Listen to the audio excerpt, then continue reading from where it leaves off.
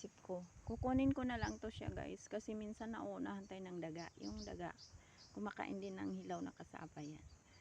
So dahil magtatanim pa ako ng isa pang guava, ito guys, oh.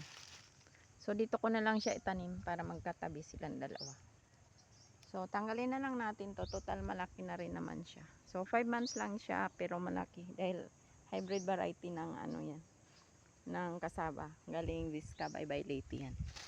So mamaya i-reveal ko sa inyo kung gaano kalaki ang laman yan. After all, think about it guys, ang lugar dito batuhin. Ayan guys, oh, puro bato.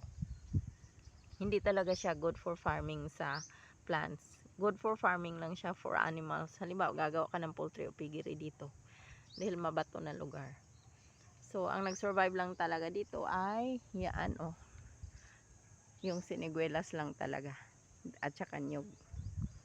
Tingnan mo ang saging, oh, payat kasi hindi magandang lupa.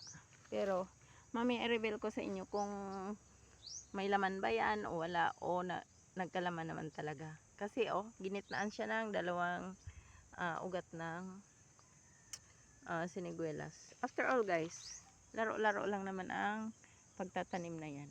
Kasi may mga tanim akong kasaba nandoon sa baba.